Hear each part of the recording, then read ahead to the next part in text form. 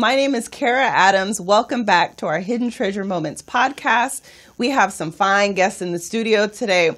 The top fine one being my husband, Troy Adams, my co-host. She be pumping me up all the time.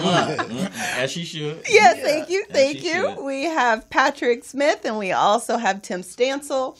And when we left off talking about what makes a good man or what makes a man good. So, I'm going to say, Troy, if you want to kind of start with that and lead the discussion. I think it goes back. What makes a man good? I think when we're younger, though, it is. When we're younger, it's all about, we making good money. How good are we possibly in bed, or what can we do? It's a whole physical thing. Mm-hmm. It has nothing to do with the mental game. It has nothing to do really with about ourselves, as kind of Tim alluded to. It's really about how can we make the woman feel, in a sense, and then what do we have more than everybody else? That's a good question. I think the biggest thing for me is just working on myself. What makes a man good is to take care of my family, take care of my son, take care of you, making sure all your needs are met. But that's also changing, right? Yeah. Making sure that I'm mentally healthy. And at times, with everything that's going on in the community, even with, a person out there, we won't even say his name, but I think people are just not mentally healthy. So when we're not happy or within ourselves, it's tough to make, be a good man. It's tough to make your girl, your family good as well. Agreed, 100%. Mental health is a huge deal right now, and it can affect you. I've been affected in certain ways when my daughter went to college. Her being gone is totally a brain teaser for me. And just worrying about, she's in Texas, Prairie View A&M, bingo, full ride track scholarship. Hi, Kennedy Smith. But it really, really, really sets the tone to say, hey, how am I going to deal with this? And then I got another one about to leave in another year, which will give me and my wife time to really see where we are, if we're spiritually, mentally, physically connected. And that's real important. They do say that divorce happens in the first 7 or after 17. Oh, wow. And that is a true statistic based on you got kids in between. So how do you adapt after the kids are gone? So for me, just trying to have a more spiritual walk and talk with God at 50, a lot of things come into perspective. Yeah. And you literally change on that day after you get that AARP. Homie. Oh, my goodness. That was the worst day of my life. Well, for me. Yeah. I mean, it was a really tough day. And I woke up crying. Really? Yeah. That was great, man. That's a great moment. Oh, man. But like, if you have arrived. When you got hit 50, man, at that point, game is over. Everything changes. It has to for you mentally. But you know what? I mean, I say that, or you say that, but for me, like, I literally woke up and like, man, I am not where I want to be. I get that. And I'm talking about, when I say cried, it wasn't just like no tear, like one. Like, I boo-hoo like you were like, Craig, like, get up. Yeah, like Craig. It was gone. I was done. And she came in and we talked.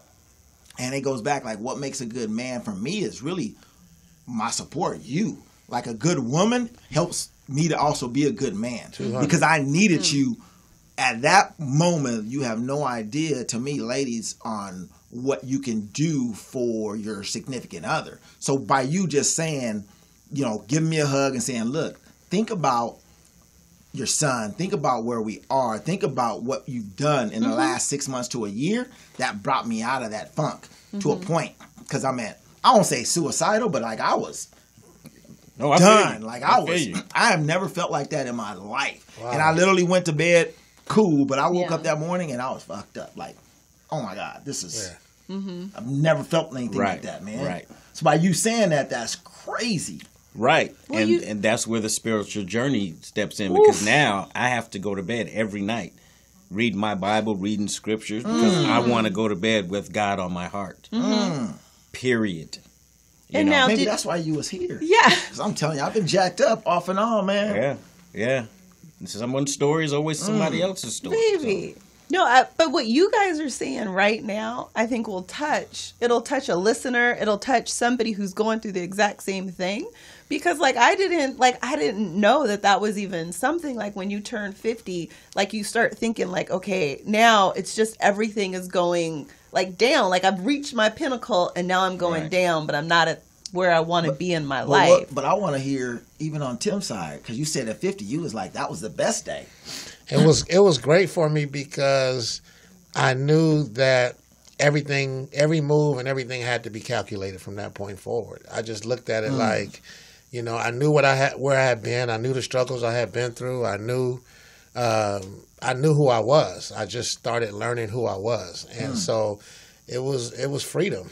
It was freedom to be able to tell the truth even more harder than I used to, and not really worry about feelings. Not that you don't care. Right. It's just, this is what it is, and I think I'd rather have the people around me that can handle that than the crybabies that can't. Yeah. So it allows you to be free and to be just very straightforward and just straight. I mean, it's a direct line to what it is that we're doing. It's A and B. You know what I mean? So I just enjoyed. I embraced it, and I didn't get married until I was 51, but my goal was to be married at 50, and it didn't happen. But again, I wasn't just going to, make a choice just because. But I embrace 50. Like I said, I'm 52 now, and I enjoy it. I enjoy where I'm at. Of course, I feel like you do. You're not where you want to be, but I think that's just a natural entrepreneur. We just we always want to be on that next level. We all when I look at it though, and really look at what we've done and what I've done, and I'm content. I'm thankful for breathing. My appreciation is way different. You know what I mean? I married an extremely spiritual woman, evangelist type woman. So, like Pat said, it got me. By marrying her, it got my whole life falling up under. Everything is about prayers, about God. Not that it wasn't, but I'm understanding that life way more. You know what I mean? Because she come from that world and I come from this world. So to bring those two together, it's just been a blessing for me. Yes. So go back then, because I think we got off maybe. That's what, okay. What do you think, though, when it says about being a good man? Well, man, I live by a quote, and you guys have probably heard me say this a dozen times. A man doesn't truly know who he is until he figures out what type of woman he wants. So, like Troy said, and like he says, you guys are the backbone. We're black and white. A and B, we go through the front door and go out the back. You guys see everything 50 feet before us, behind us, and on the side of us that we don't see. It doesn't mean that we have to agree. Right. And, being right doesn't come with a trophy. It just doesn't. So you got to learn how to sometimes step back and be quiet, pick and choose your arguments. Everything doesn't have to be said. And you don't always have to be right. And vice versa. But sometimes women need to listen to their man because we are supposed to be the leader of the household. But again, we have to get out of that stinking thinking that you guys don't have the wherewithal to lead us in the right path. And if they don't listen, you guys really do. If they don't listen, break up with them. Cut them. Why you want to be with a woman that ain't gonna follow you? That's not listening to you, unless you're just not a leader or you're just not doing the right thing. But if you really a man and you making moves and you are making movement righteously, and she don't want to really listen and she wants to buck with you, that's really not your wife. The key word he says is righteously. Yeah. Yeah, you got to move That is the righteously. key word. That's why I was so strong on breakups, because I knew I was moving righteously. So for me, I was comfortable with breaking up because I knew what I desired. That didn't mean that they weren't a wife; they just weren't my wife. So I don't knock the women. I just say that they weren't the wife for me. But if you're moving righteously, I don't do the step back. Yeah. Pop back. Yeah. I don't do that. We'll break up. Or whatever quick. that might be. Yeah, because like we all stated earlier, as black men, as men, we walk out. And we're not using this as an excuse. This is the real. We walk out. There's a struggle. There's a fight. There's some type of negotiation. There's something going on. So when we come home, it's mandatory. It ain't accent. It's almost mandatory that our palace be the way it should be. And you have to be able to figure out how to make that happen. It ain't always like that. I understand it. Sometimes a woman can turn that house up. I get that. But for the most part, it has to be that has to be your castle. But you got to be doing something to make her understand that this is righteousness when I come home. My pillar, it has to be that way. Now, babe, do you think I follow you? Like the way he's talking about? No. Not even close. Not even Yeah, close. she does. No, she don't. Well, let me go when this y'all route. first Let got me go this together, route. you was like, Right. Okay, so you're 100%. And we've talked about that, right? When we were dating, she did follow me like that, right? She wanted to get married. She had her list. Yeah. She wanted to get married. When we got married, when we said I do, that was a check mark. Now things begin to change. I would say as we've gotten older, and she realizes as well the grind of being an entrepreneur and the hustle that takes behind it, that's the other thing that I think men, especially young men, when we desire to get married, that we don't realize that we see a fine young lady or someone that's got a good job and like, man, that's the one. Especially being an entrepreneur, they don't realize that sometimes we eat last. Or sometimes we got to stay out all night because if we don't work, we don't eat. right. But they don't understand it. So now when she says, did she follow? I think it's crazy enough, and I'm going to have this real discussion. Like for a long time, I was supporting her in her dreams and would push her to go further. But when it came to mine, it didn't fit within her guidelines or whatever else. So she was like, you need to go get a job somewhere, or you need to be doing this. So it wasn't me kind of pushing me to follow me. She was more of, I don't think that you doing the right thing. You It's need not to go bringing out enough and money. work You need and to bring go do some more it. money. You need to go Yeah. do I can do this. my thing. Well, I think Comfortably. But I think now you do a lot better, and we are getting to that point, but not close. I think like if we go a deeper level, and it's not just the follow. Right. To follow, you have to trust. And that's what I was lacking. I was lacking trust in that I could follow you and that you would lead us to the right place. You know, at that point in our relationship, like we had to really open up the lines of communication. And for us to be able to understand, like me saying like, babe, you need to go get a job. It wasn't that you needed to go get a job, is that I didn't trust the job you were doing could take care of us. Got you. You know what I'm saying? Yeah, no, it's So Saying the same thing, just as of right different now, way. of right now, get a job. I understand your future and your vision can happen, but today we need to eat. Right. Yeah, I get Well, it. and you but know, we was eating. well, and at that time, like to Well, be beans and curry. Nah, That's homie, different. We had we was doing all right. Right. No, at that time, like when you were looking at Mannheim to go get a job there, I it wasn't was. looking at it. You was looking at me. I was looking at it. it. Yes, but like at that True time, entrepreneur. They don't get this Homie, twisted. and we get, and it worked. But we had to go through that fire. I went to Right. a Mannheim meeting. but like as you know, as a woman and as someone who had a child, and you know, I'm trying to take care and make sure our household is going to continue to move forward. Like at that time, I told you, like I've said before, I didn't know how to be married. Right. I didn't know how to follow you. You know, Me all either. I knew is that, you know, I was supposed to fix everything because I thought I controlled my outcome and my surroundings. And it took me maturing to recognize that really I wasn't trusting in God. So how the heck am I going to trust you? Yeah. And Good point. that's the conversation that when we're married, when we're dating, like we don't have the true conversation. We stay up here, but like in order for us to get together and stay together and be strong, like me and you, like I'll say, babe, do I have the safety? Is this a safe place for me to like be truly honest?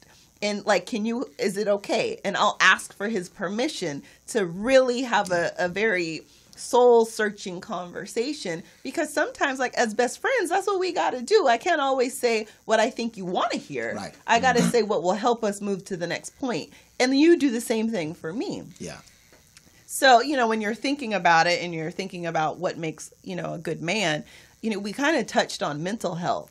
And we don't really talk about that. We don't talk about it in our community. Like, what helps you all as being professionals, at being at the top of what you do? You know, how do you reclaim your peace? How do you kind of woosah? For me, I mean, you ask that question, and I deal with that all the time. And for my way of claiming that peace in Wusan is really being in a good spiritual place that I am in now, and really understanding that nothing that none of you guys can do is going to change the outcome of my life tomorrow based on verbiage, based on some type of ignorant action. It's just, I understand where it all comes from. I understand my source now. So my peace is within. I'm not miserable whether I have a nice car, nice home, don't have the money or not. My peace is so within that I know that I have food, I know I can sleep, and I know that next day there's an opportunity.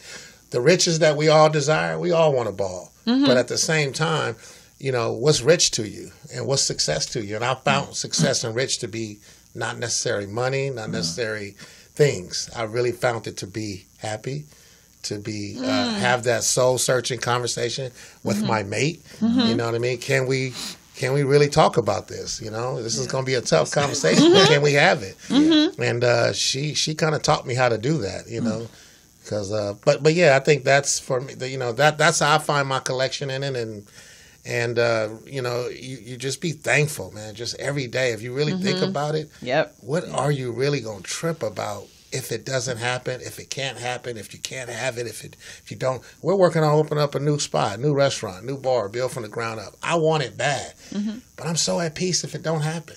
Like nothing moves me other than not being able to breathe. Yeah. And once you find your peace in that lane, oh man, everything is like, I'm going to go for it. But, you know, it doesn't matter if I win or lose because failing is not making the effort. I feel like I'm successful at everything with an effort. I don't care if it don't work out in your eyes, but man, I'm winning. Yeah. I'm going to walk out this building and go get something to eat. That's winning. Yeah. That's peace. And if you really understand finding peace in those those little bitty things, you'll be great. Now, I find that like your level of peacefulness and contentment in yourself, I see that a lot with people who I've interviewed who've been through something devastating. Like, you know, I feel like I'm there because, you know, I survived cancer. But like, did you get there from just, you know, reading the word and recognizing that you wanted to get to this next level? Or did like something happen for this awakening and this enlightenment? Devastations. Things happening in my life, relationships, friendships, and just all out understanding. We talk about the third eye now, you know, understanding that third eye. And I realized or the third ear. Yeah, or the third ear. And I realized the third ear now. I've been hearing that a long time ago, but we've been talking about it recently. So I think that, yeah, a couple of things that has happened. Almost 2009, I would just say, was my worst year of my life. You know, some things happened. And coming out of that, and then looking at it today, I'm like, man, God is funny. He's a particular person. He does things way different than you can even understand. Yeah. There's a reason for all that had happened. Yes. Sometimes I don't like it. Because now when I look at it now, I look at all the things that I've been through now, and I'm looking at it like, psh.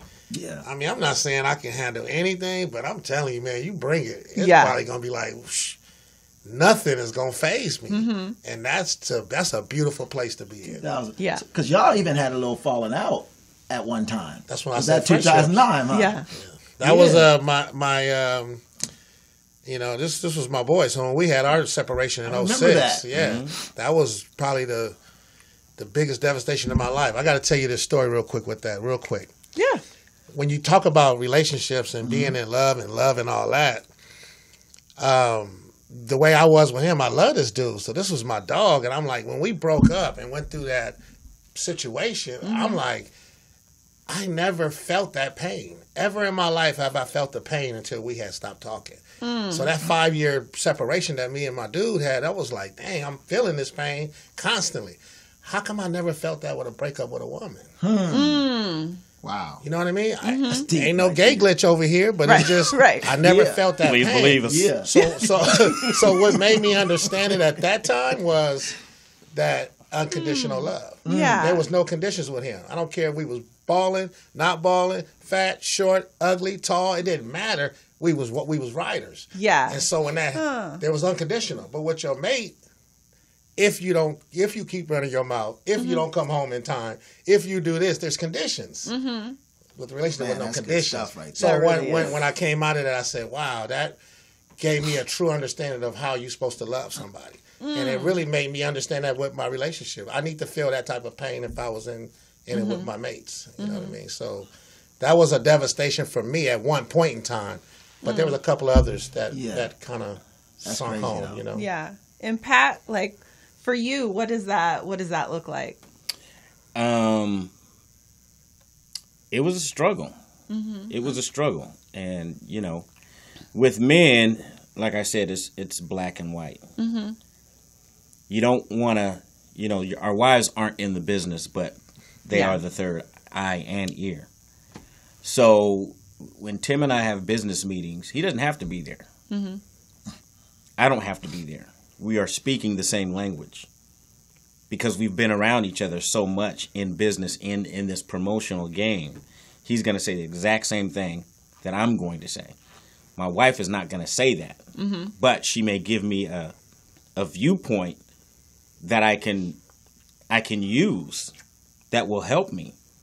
But a lot of times we don't see that because we're so brawn and everything is right from our perspective. And we're in this business. You're not out there with us. At the same time, our wives don't understand sometimes that we don't want to be out there at 2 and 3 in the morning. You think we want to? No, we want to be home in bed. I tell my wife, this is the best part of my day is laying down next to you. Oh, it's the best part of my day. And we don't, like, even Troy would say that sometimes. Like, you think this is all fun, but, you know, I want to be with my family. Right. But people don't see it. No. This is the wedding smile every night in the club, in the lounge. These are wedding smiles. We don't want this smile 24/7. Yeah. We want to come home and just take it off. I don't want to look at my wife and smile. I don't want to look at this sucker that's, give me free drink. Let me in. Give me the hookup. What's the problem? And you got to smile, but gut punch them. Yeah. You know, buy me a drink. You got to go give a hug to a female, whatever, that you know automatically going to cause drama, right? Or go have this meeting. It's just, I get it. Woo. Right. And so how do you find peace in that environment, knowing that this is the life you've chosen? Like, you know God, you know peace. That is word. it. Oh wait, you know, I think with you know, I get asked that question for a lot. I was single for so long, but I think waiting and really knowing what you're getting yourself into it'll help. A lot of like you guys got married young. No, nothing wrong with it, but I was 33. That's young. And he was 30. Well, everything younger than you just got 38. married 6 months ago. Right. You know, if we don't mature until we 45 plus. If I'd have waited till you, I would just have a 1-year-old. Hey, well, you know, shoot, Lord knows I'd be in trouble. Yes. I had to wait. You know, I wouldn't have been right a long time ago. Not that I wouldn't have been right because I couldn't make a choice. I wasn't patient. Now I'm patient. I learned patience with a wife through a lot of my boys. I got 3 or 4 buddies. All my boys are married, and they've been married 20 plus years. I was the only one single, so watching those relationships, especially his patience and how he get down and move, I learned a lot of patience. Learned a lot of things that it's better left to just, you know, mind over matter. I'm wondering if there's callers out there too, if they got some questions, because that's been an interesting discussion. Yeah, one more interesting discussions than that I've heard on the show. Yeah, yes, I think it's super deep. And, you know, you kind of alluded to, Pat, a little bit about, you know, you guys traveling and doing, you know, we see you on Facebook and you're in, I don't know, I'm going to say Aruba, wherever. You guys go to some really beautiful, amazing things as like a group. Yeah, we like get the invite. Maybe we'll get one after this. Maybe you'll come when you get invited. We will.